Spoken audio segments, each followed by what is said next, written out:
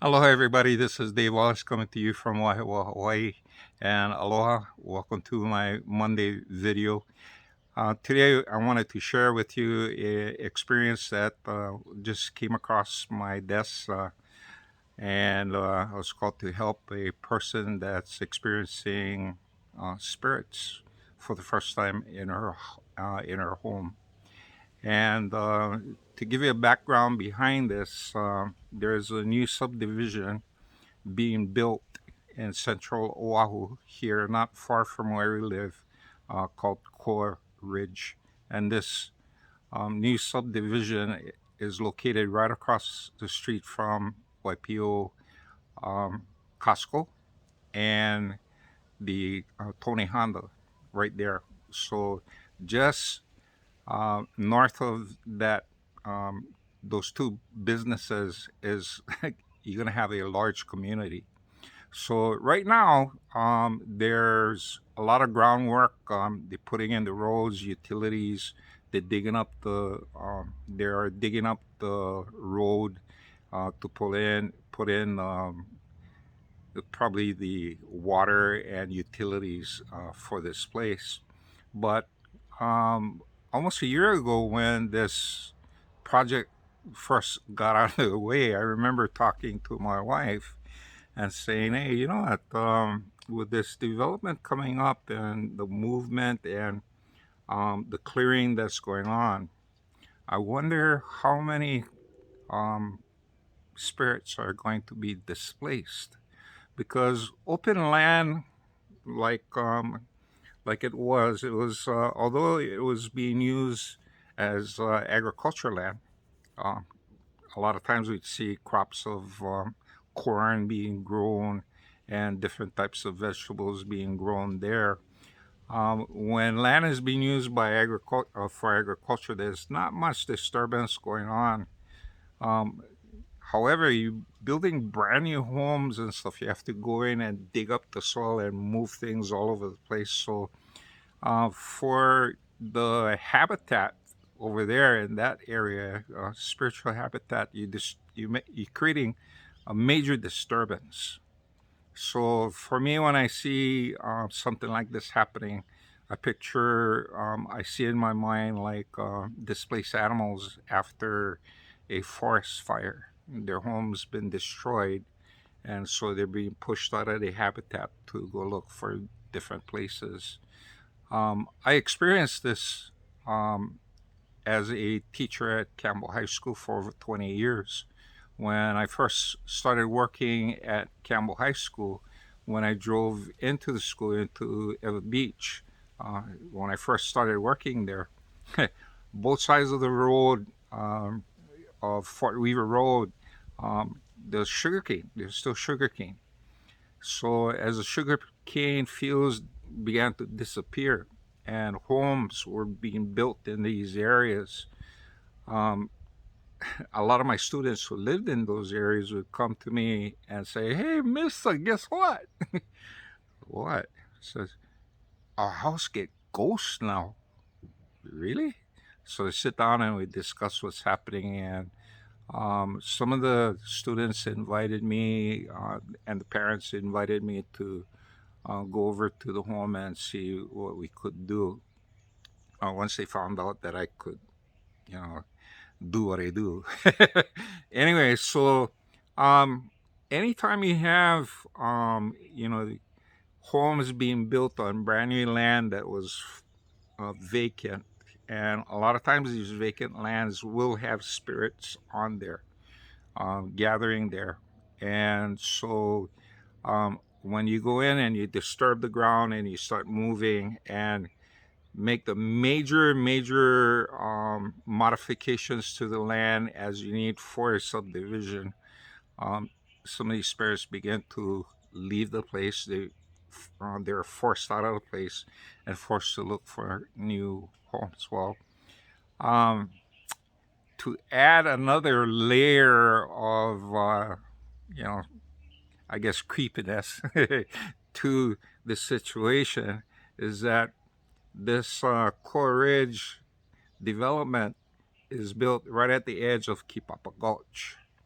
And if you're familiar with some of the stories that about Kipapa Gulch, you have night marchers, you have spirits, you have all kinds of different um, happenings there.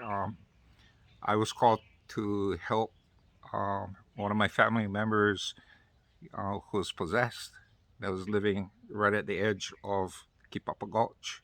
So it's a very spiritual, active place, a lot of spirits, and I know that. And so when these modifications were being made so that Coleridge can, they're still developing it, by the way. No homes around there, but they're putting in roads, digging trenches, and just moving earth and modifying it. Um, any type, any spirits that are there, um, a lot of them will decide to move. Some of them will play hot head and stick to the ground and cling to the ground, but for some and stuff, it's a signal for them to move, and they start looking for places to go. In Eva Beach, some of the more troubled homes that appeared that was brought to my attention were homes that were large and had many, many bedrooms inside and many rooms, but some of the rooms were not being used. These empty rooms attract spirits. Okay, so this is a situation I was that was brought to my attention about a week ago, and a woman who lives in Waipio Gentry, okay, close to the Honganji Center, not the Honganji. Um, anyway, there's a cultural center at the corner of the road right there, Kamehameha Highway, but they live close to that. Okay, so this woman lives in a five-bedroom house with two bathrooms, and she's an empty nester. She's an older lady, and her children already moved out of the home. They have their own families. Okay, so you have one person living in a home that has five bedrooms, and she rarely uses the other bedrooms. And so this is a situation set up for spirits who are looking for a new house. And sure enough, she said for the very first time she had a spiritual encounter in her bathroom. She had just gotten through washing her face and um, grabbed a towel and was patting her face. And as she turned to leave, she walked right into a man that was standing in the doorway. And this man was a younger man, probably in his 40s, 50s, and wearing peculiar clothes. And from the description, this clothes looked like it came from turn of the century, probably that of a field worker. Okay, so this man was there, and she walked right into him.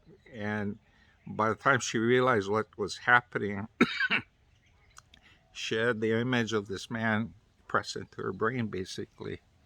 And so she jumped back, and this is the very first time this happened to her.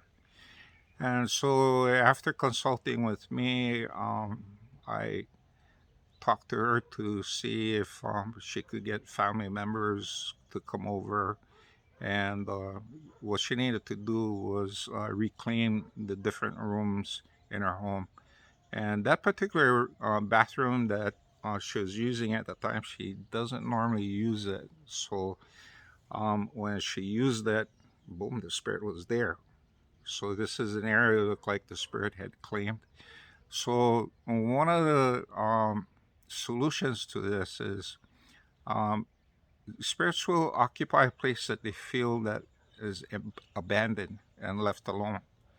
And so if you're living in a five-bedroom home and you're using only one bedroom and one bathroom and the kitchen and the living room, imagine the space you're leaving vacant. So my suggestion to her was to make sure that every day she goes in each room, spend time in there, invite family members, her grandbabies to come over, go play inside, talk to her children and her family, extended family members, so that the family members can come in and use the place. Now, as soon as you start using these places, you're claiming the room as your own, and that, um, because you're claiming and you're using the land and the rooms, um, any type of spirits inside there will feel pressure to move on. Okay. Hopefully you move on to where he's supposed to be and not to the neighbor's place. But that's a different story. Okay, so um, for those of you who are living near Core Ridge and you folks starting to run into this type of issue, um, again, you folks need to take a more active role in using the spaces, utilizing the space that you have in a home. Make sure your money is in there. Make sure your intentions are there, so that spirits will not think the space is abandoned and um, take over it. Because once they start claiming and you allow them to stay there, and you don't, you know, fight, you don't kind of like say, this is my space, and they'll think it's okay, and they'll stay there, stay there, stay there, and the longer they're there, the more difficult it will be for them to move on. So, those of you living near this place, you know, the solution is pretty simple. Use the spots, claim the spots. This is your home. This is your castle.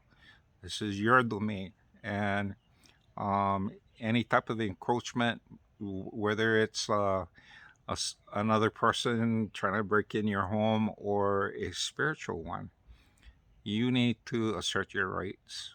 Okay. So this is Dave Wallace, and thank you for listening. If you enjoy what I've been sharing with you folks, please share it with others, and take a look at my book, The Journey of Our Souls. It's on Amazon. You can download it if you have Kindle for free. Okay, so this is Dave Wallace, and saying aloha from Waiwa, and catch you folks next week. Aloha.